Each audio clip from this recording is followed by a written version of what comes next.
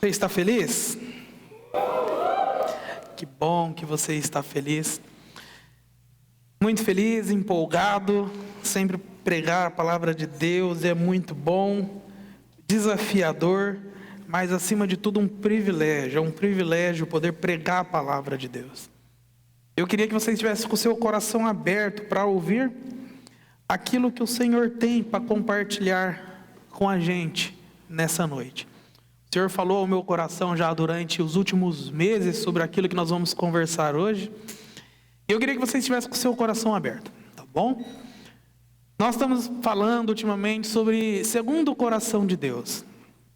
Eu acho que se nós tivéssemos que ter um objetivo na vida, é ser uma pessoa, um homem ou uma mulher, segundo o coração de Deus. Porque se nós formos segundo o coração de Deus, todas as outras coisas vão acontecer na nossa vida. Nós vamos ser um bom marido, uma boa esposa, um bom filho, um bom empresário, um bom funcionário. Nós seremos um bom pregador da palavra. Se nós formos segundo o coração de Deus, nós seremos aquilo que Deus sonhou, e isso basta. Amém? Amém? Amém. Me ajuda a pregar, gente. Me ajuda, dá uns amém aí. Se tiver difícil, você fala, nossa, tá terrível, Ricardo, hoje. Aí você dá uns aleluia para parecer que tá legal. E me ajuda aí, que vai dar tudo certo no final. Eita, é eu que estou fazendo esse barulho? O que eu faço para parar? Gente, abre sua Bíblia no livro de 2 Samuel. Eita misericórdia. 2 Samuel, capítulo 11. Nós vamos ler alguns versículos daqui a pouco. A gente está falando sobre segundo o coração de Deus. No primeiro dia, a gente falou sobre a obsessão de Davi pela presença de Deus. Você lembra disso? De como ele trouxe a presença de Deus para Israel e era um desejo absurdo pela presença de Deus. E essa busca pela presença de Deus fez com que ele tivesse paz em Israel. Deus silenciou seus inimigos e ele ficou estabelecido como rei por causa da presença de Deus.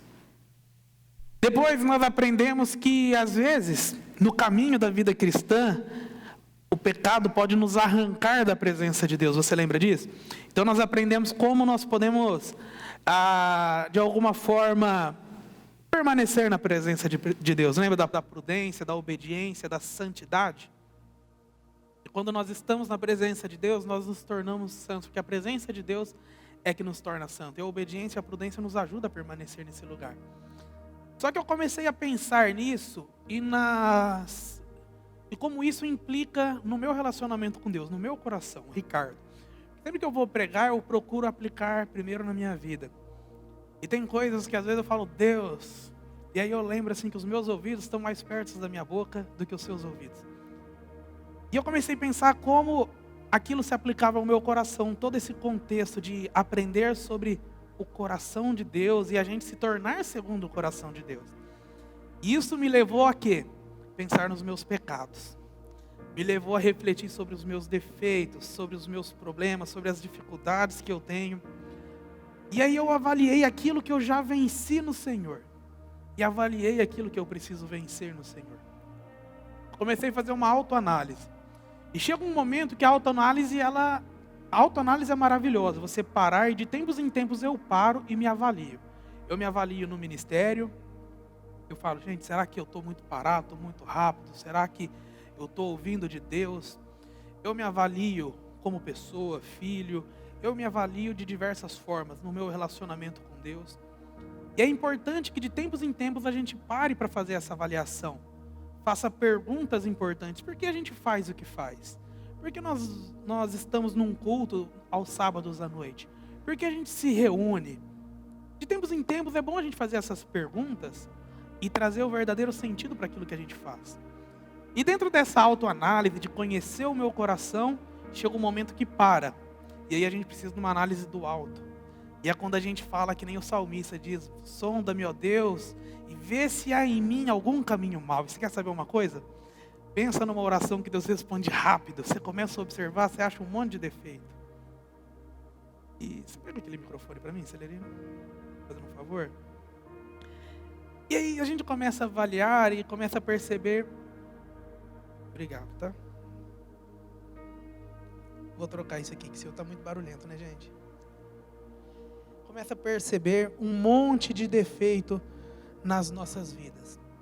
E esses defeitos nos perturbam, porque pensa num povo contemporâneo cristão que não quer ver os defeitos. Você vê as pregações na internet. Venha que o Senhor é amor. E é verdade, ninguém está mentindo quando fala isso, mas isso não é toda a verdade. Porque a verdade por completo é: arrependa-se dos seus pecados e creia no Senhor. Só que falta análise, e falta análise do alto, quando a gente permite que o Espírito Santo sonde os nossos corações. E aí eu perguntei nesse período, avaliando, como que está meu coração? Eu avaliei, como que está meu compromisso com Deus? E eu te convido a fazer isso. Começa a avaliar, como está seu coração? Está amargurado? Está feliz? Está triste no Senhor? Como está o seu compromisso com Deus? E o seu compromisso com Deus tem algumas métricas para você fazer isso. Quanto tempo você dedica ao Senhor? A constância que você dedica tempo ao Senhor? A forma como você trata as coisas do Senhor, até o horário que você chega naquilo que o Senhor está fazendo, a forma como você participa de um culto, isso fala da condição do seu coração. E é essas perguntas que você precisa avaliar, fazer a si mesmo e falar: Espírito Santo. Aí você avalia, quando chegar num lugar que você fala: agora eu já vi bastante defeito, você pergunta para o Espírito Santo e ele vai te revelar. E para que a gente precisa ouvir tudo isso? E fazer essas perguntas? Para que a gente possa avançar na vida cristã. E segundo Samuel, capítulo 11, vocês estão me ouvindo bem? Porque está bem estranho para mim aqui em cima. Tá legal aí, gente? Tá legal, Rick? Tá? Então tá bom. Abre aí, segundo Samuel 11. Nós vamos ler alguns versículos e eu vou contextualizar vocês. Segundo Samuel, capítulo 11, versículo 1 e 2. No começo do ano, época em que os reis costumavam ir à guerra, Davi enviou Joabe e as tropas israelitas para lutarem contra os amonitas. Eles destruíram o exército inimigo e cercaram a cidade de Rabá. Mas Davi ficou em Jerusalém. Certa tarde, Davi se levantou em casa, depois de seu descanso, e foi caminhar pelo terraço do palácio.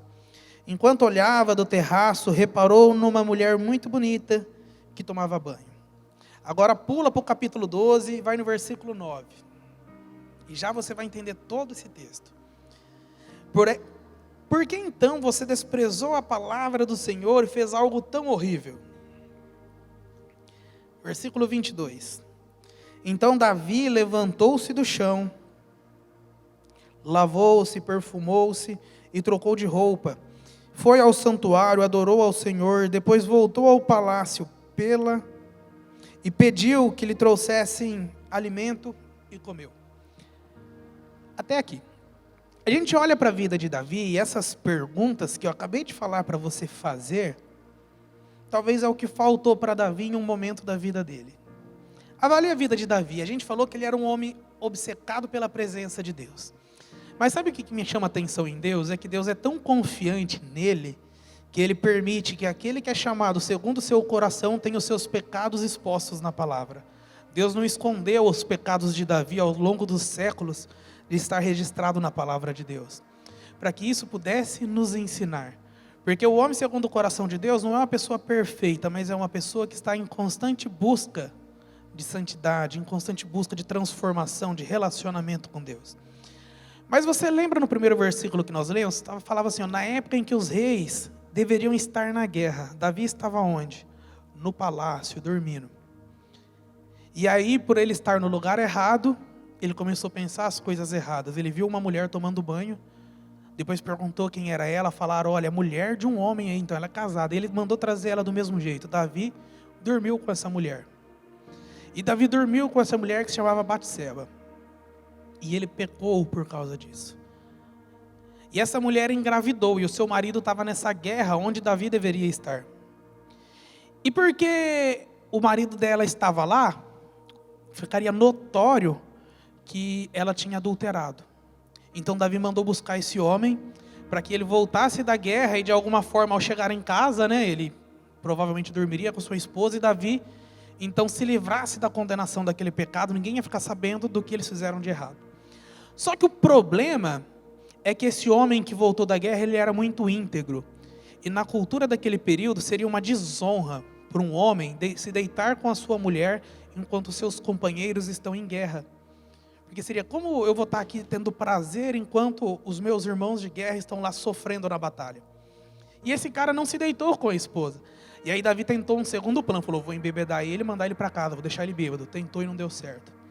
Até que Davi teve a terceira ideia diabólica na vida dele. O homem, segundo o coração de Deus, estava se corrompendo. E aí ele pegou e falou, mandou uma carta para o general do exército, falou, olha, na hora da batalha sangrenta aí que tiver violento o negócio, deixa Urias para morrer. Urias era o marido de Batseba. E assim aconteceu, esse homem morreu. E aí as coisas parecem que ficou tudo tranquilo para Davi.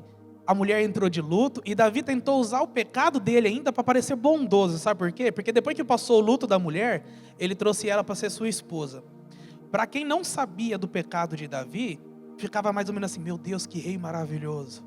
Ele trouxe para ser sua esposa aquela que perdeu tudo que tinha por causa das guerras dele. Então ele sairia por cima, sabe? E passou muito tempo. Batseba se tornou esposa de Davi, o filho nasceu.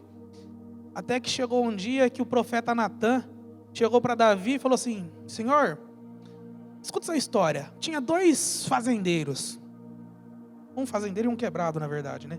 Um fazendeiro tinha muito boi, muitas ovelhas, que nem dava para contar. E o outro só tinha uma ovelha, e essa ovelha era criada dentro de casa, como se fosse de estimação, como se fosse parte da família.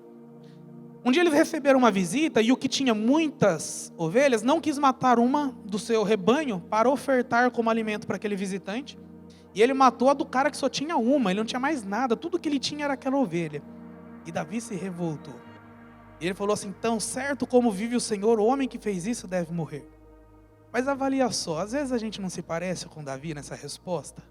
Quando a gente olha o pecado do outro, meu Deus, tão certo como vive o Senhor, essa pessoa deve morrer, esse desgraçado. E a gente julga as pessoas. E com o nosso pecado a gente é conivente, né? Ele nem se lembrava mais, talvez, do pecado. Estava lá tranquilo, passou um tempão, não teve consequência. Nem preciso me arrepender, né? Passou 9 meses, ó, o bebê já está até aqui, ó, saudável. Passou muito tempo. Pecado não tratado não é pecado resolvido. Talvez seja esquecido na sua cabeça, mas não é pecado resolvido. E aí quando Davi falou assim, tão certo como vive o Senhor, o homem que fez isso deve morrer, Natã apontou o dedo para ele e falou assim, este homem é você, Davi.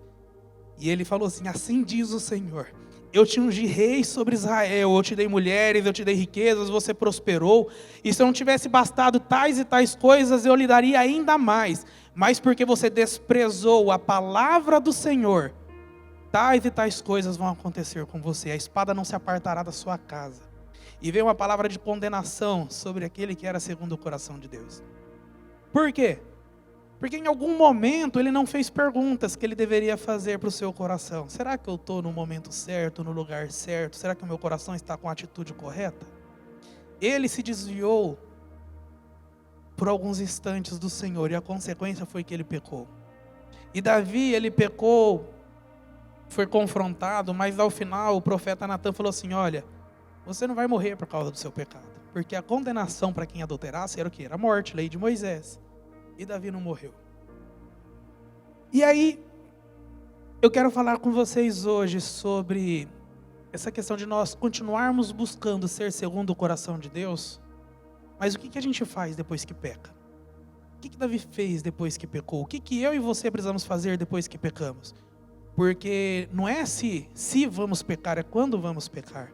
E eu não, com essa palavra, eu não quero dar assim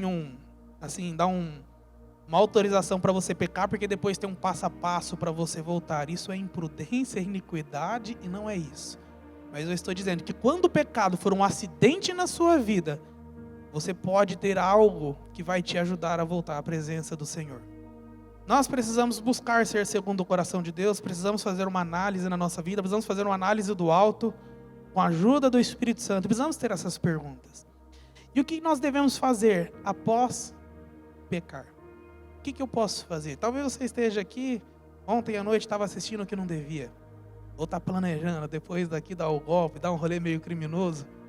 Não, depois daqui eu vou, sei lá. Não sei o que você vai fazer.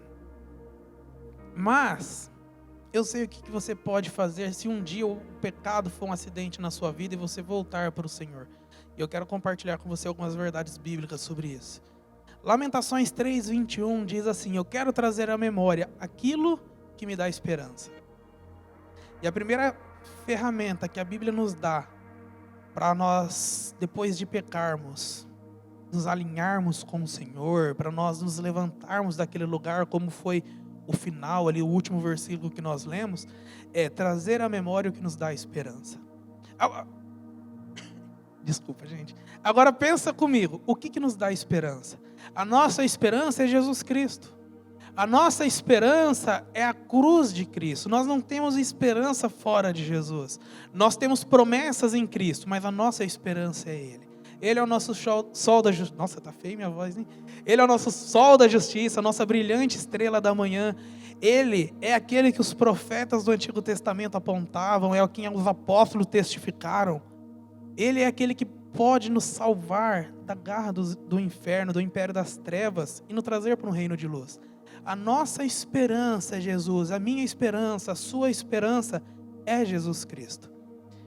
E sabe, a gente tem que trazer à memória a graça de Cristo, porque às vezes a gente acha que a experiência com o Senhor é uma experiência do dia que nós nascemos de novo. Quando a gente nasce de novo é maravilhoso. Só que nós temos que trazer à memória a esperança que nós temos em Cristo e na sua graça. A graça de Deus, ela nos limpa do pecado, ela nos livra da força do pecado, do poder do pecado. No dia que a gente nasceu de novo, a gente teve os nossos pecados perdoados e Deus não se lembra mais daquilo. Ele não se lembra no sentido de ele teve Alzheimer, não. Ele não se lembra no sentido de que aquilo não faz mais sentido para ele não se importa com aquilo. Mas também a graça de Deus é aquela que nos tira do pecado quando nós caímos. Foi o que ajudou Pedro. A restauração de Pedro foi a graça de Deus. Pedro andou com Jesus, caiu, negou o Senhor e foi restaurado. Só que a graça de Deus, anota isso, ela nos capacita a andar em santidade. Além de ela nos perdoar dos nossos pecados, além da graça do Senhor nos oportunizar a reconciliação, é uma graça capacitadora, que quando nós estamos na presença de Deus, a gente recebe força, uma capacitação sobrenatural para vencer os pecados. Então nós precisamos trazer à memória aquilo que o Senhor fez. Precisamos trazer à memória que Jesus Cristo não é mais um bebê na manjedoura. Ele não é mais aquele homem pregado na cruz. Ele não é mais aquele homem que foi escarnecido, batido, cuspido. Aquele homem que apanhou, que ficou nu arrastando uma cruz.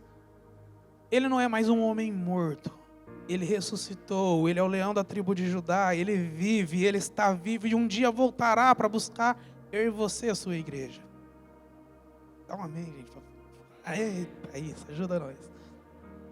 Segundo lugar, gente, o que nos ajuda a vencer o pecado? O que a gente pode fazer depois de pecar?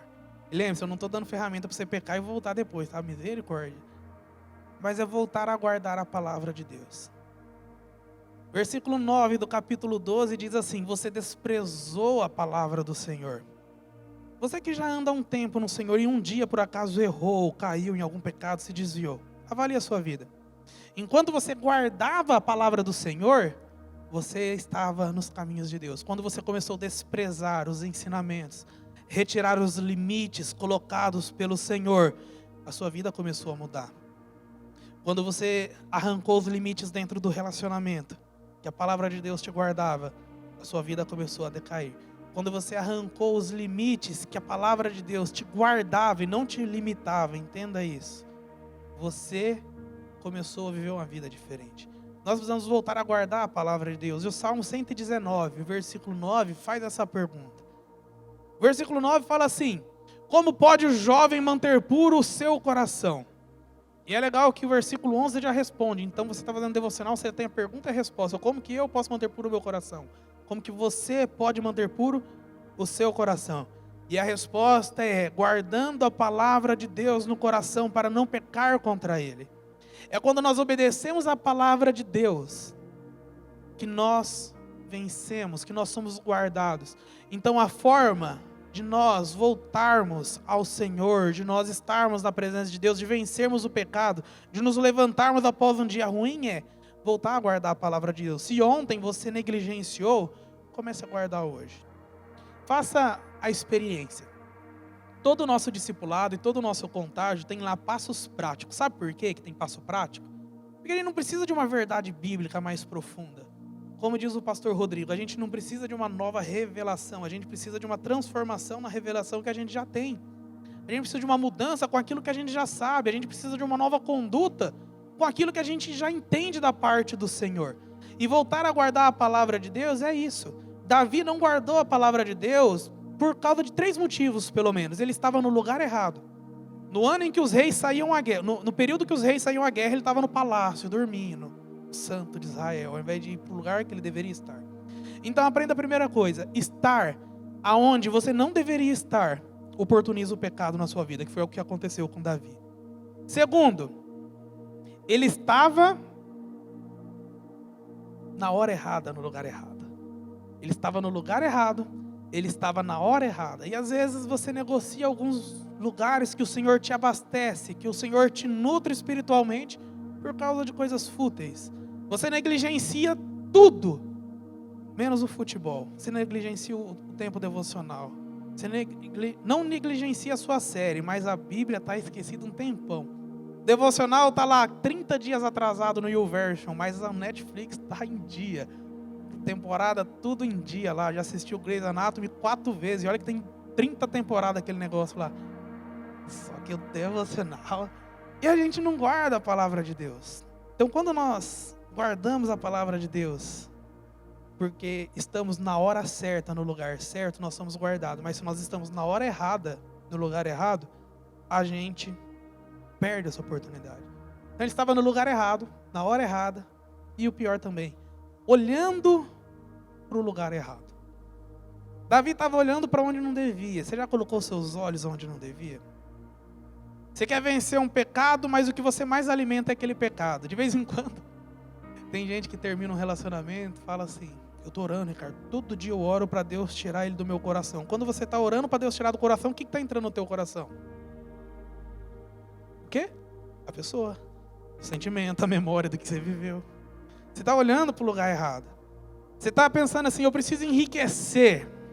E às vezes você dá um migué lá, falando para Deus: o Senhor me enriqueceu, eu vou abençoar o teu povo.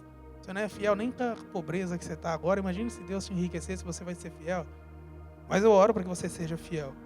Seus olhos estão no lugar certo quando você pensa num relacionamento? Quando você vai observar alguém?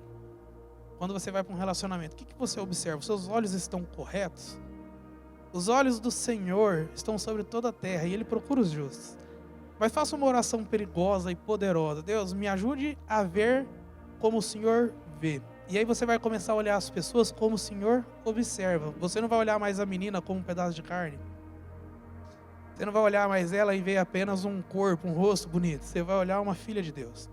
As meninas também não vão precisar mais ficar provocando o menino, postando aquelas fotos muito bonitas naqueles perfis bloqueados.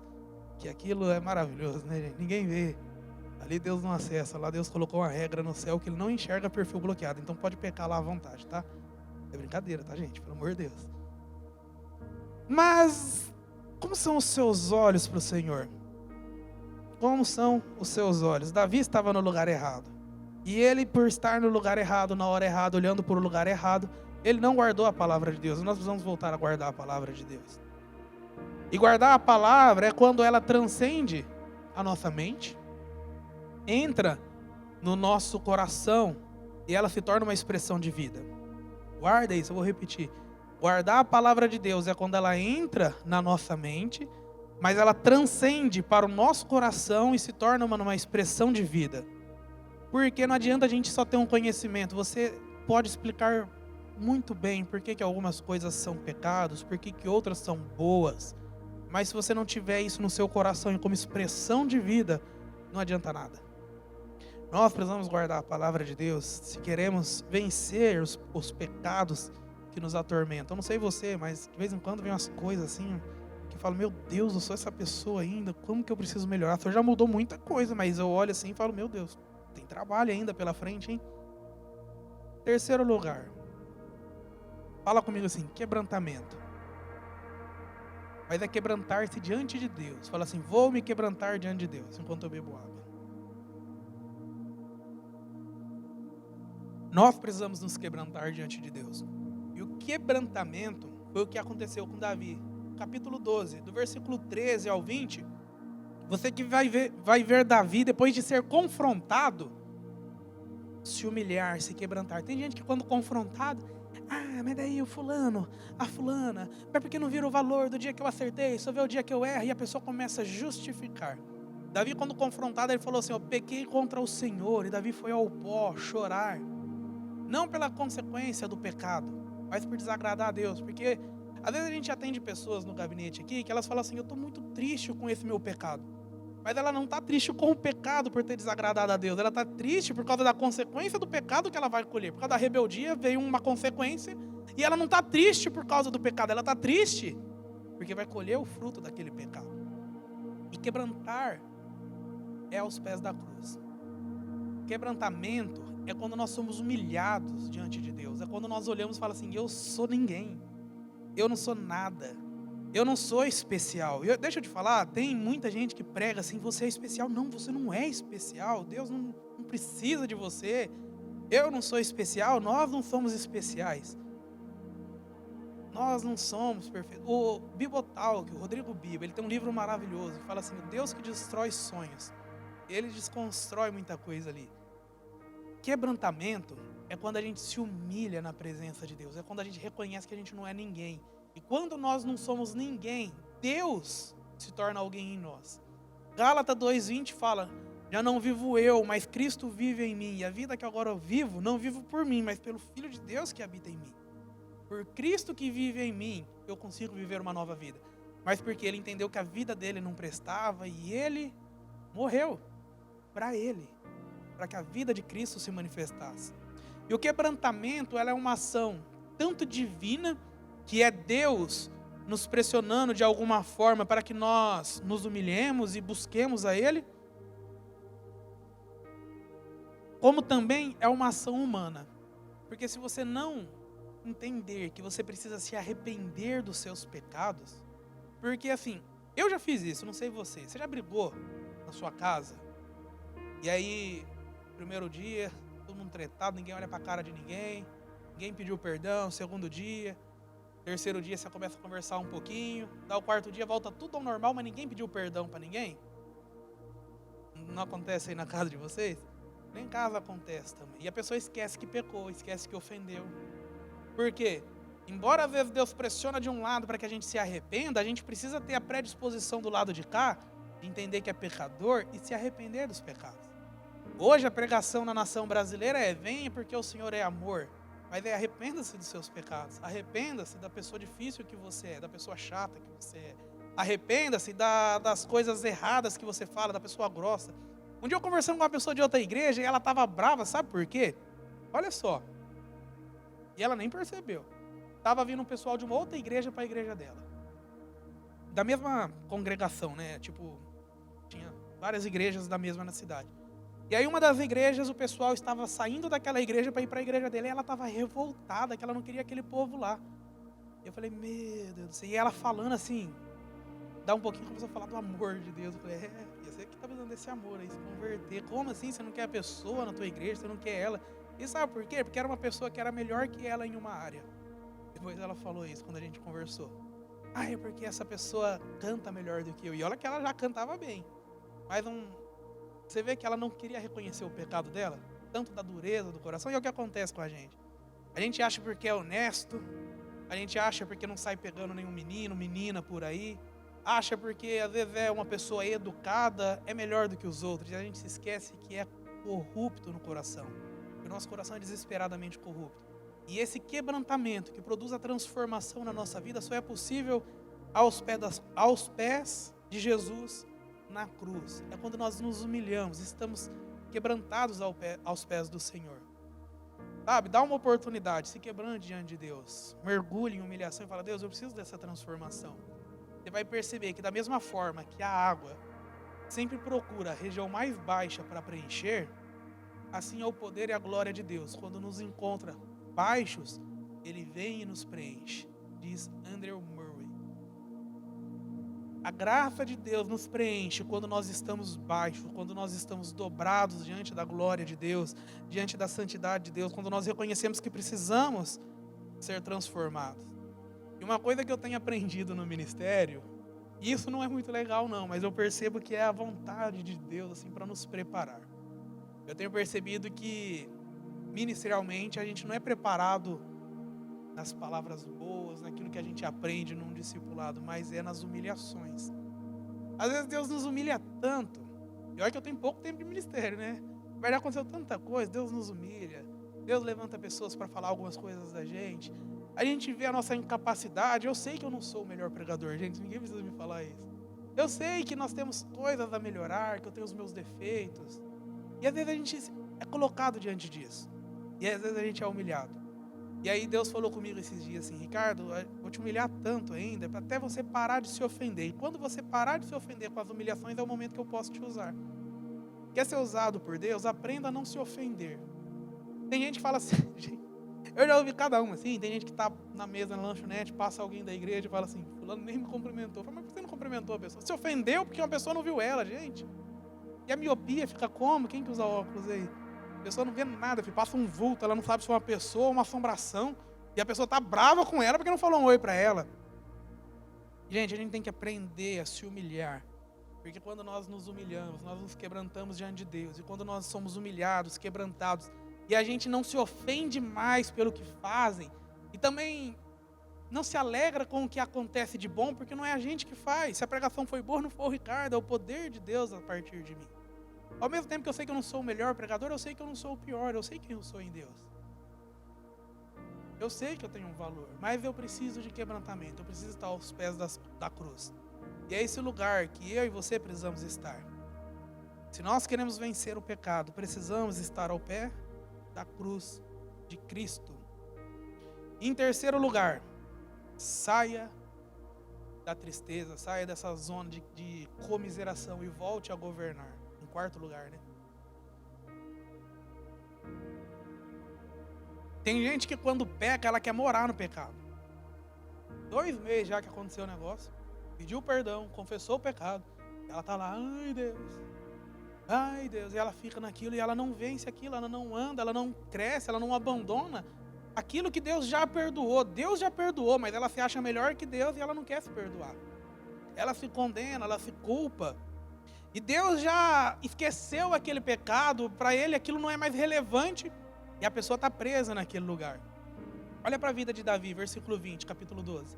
Davi, depois de chorar um tempo, porque é natural quando você peca chorar.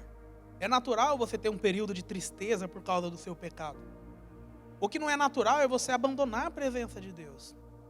Só que não é natural também perpetuar a tristeza por causa do pecado.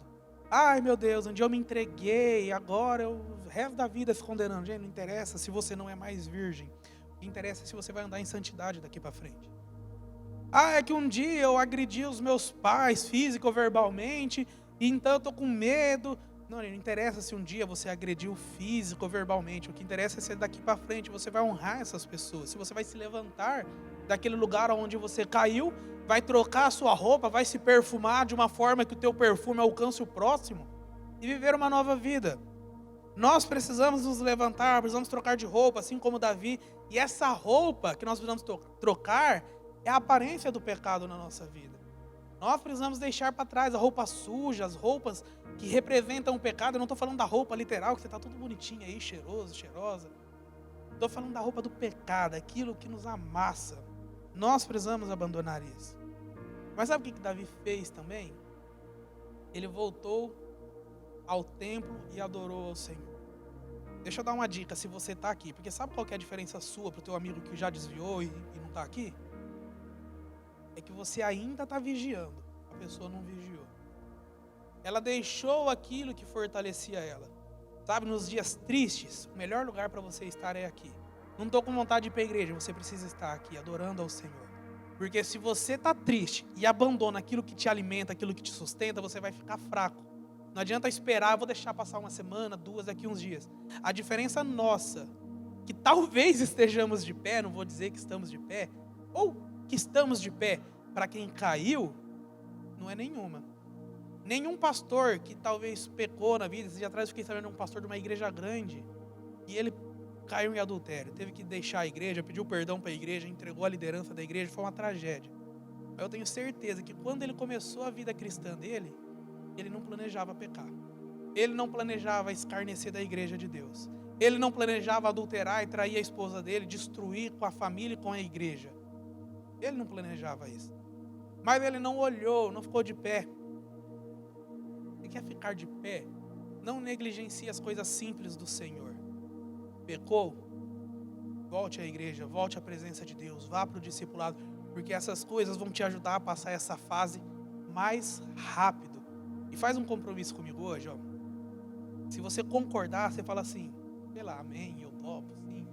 Fala assim, nos dias tristes, eu vou permanecer na presença de Deus, eu não vou abandonar a presença de Deus. Se eu pecar, eu oro para que você não peque. Eu vou voltar para a presença de Deus. Se você um dia desanimar, fala, eu vou, porque eu já provei e vi o quanto o Senhor é bom, e mesmo desanimado eu estarei lá. Eu lembro que eu me converti em 2010. De 2010, o primeiro ano foi uma maravilha. 2011 meio começou a balançar, não estava tão firme. E eu lembro que eu era o cristão desviado mais presente na igreja que tinha. Eu vinha na reunião de oração, eu vinha nas quintas-feiras, não fazia faculdade na época, né? Eu vinha no sábado, eu vinha no domingo. Eu estava aqui praticamente todos os cultos, estourando pau para fora, quebrando tudo. Não aconselho isso, gente, eu sofri demais. Só eu sei as feridas, as marcas que eu carrego por causa disso. Mas eu não abandonei os cultos, eu não abandonei a presença de Deus. Ricardo, mas eu tenho a presença de Deus em casa. Eu sei que você tem, a gente ensina isso. Só que Davi voltou ao santuário, e é esse lugar quando nós estamos em comunhão. Você lembra daquela passagem que Jesus fala assim, ele se perdeu uma ovelha, ele deixa 99 no campo e busca uma? Onde que tinha mais patrimônio? Uma sozinha ou 99? O que era mais fácil de perder? Uma ou as 99? E se ele perdesse as 99 também? Mas sabe por que ele não se preocupou de deixar as 99 lá? Quem acertar ganha a pizza de hoje. Porque elas tinham umas às outras. É isso que acontece na igreja. Ela tinha umas às outras e por isso ele teve confiança de sair para buscar a outra. Nós temos uns aos outros e é isso que nós precisamos fazer, vir ao templo, cultuar e adorar ao Senhor. E Davi, ele voltou para o trono, ele voltou a governar a vida dele. Sabe o que me chama a atenção? Nós precisamos ser guiados pelo Espírito Santo de Deus, mas tem áreas da nossa vida que é nós que decidimos. Tem coisa que o povo fica orando, pedindo a Deus uma revelação daquilo que ele já falou. Deus não vai falar de novo a mesma coisa para você. Se ele tiver que falar é porque você está teimoso com ele. Sabe, a gente precisa governar a nossa vida em algumas áreas e voltar ao lugar que nos é devido, como filhos de Deus, como rei e sacerdote que ele nos colocou nesse tempo. Eu queria que você fechasse os seus olhos pensando em tudo isso que a gente falou. Avaliando o seu coração e fazendo as perguntas que eu falei. Como que está o teu coração, o teu compromisso com Deus?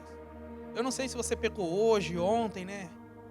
Eu não sei se você fez algo que desagradou o Senhor nos últimos dias, semanas, meses, algo que talvez está te condenando. Mas eu te diria essas 4 coisas novamente. Traga a memória que te traz esperança. Volte a guardar a palavra de Deus. Saia desse período de tristeza e volte a governar. E se quebrante diante do Senhor. É quando nós nos quebrantamos que nós vemos o agir de Deus em nossas vidas. Se você pedir, o Senhor vai vir, vai mostrar no seu coração as áreas que você precisa de transformação. Se você falar assim, Deus, me mostra o que eu preciso mudar, Ele vai mostrar. Faz uma autoanálise aí primeiro, pensa você mesmo nas coisas que você tem falhado. E depois pergunta para o Espírito Santo as áreas que você precisa de transformação. Olha que eu te digo que Ele vai mostrar. E se você for uma pessoa que não enxergou e nem o Espírito Santo te mostrou, pergunta para alguém que mora com você quando você chegar em casa, que essa pessoa vai ser o Espírito Santo na sua vida. Você fala, olha, eu não vou nem responder e nem questionar, mas me fala o que eu preciso mudar. E aí você vai se tornar a semelhança de Jesus, quando você buscar essa força capacitadora na graça de Deus para essa transformação.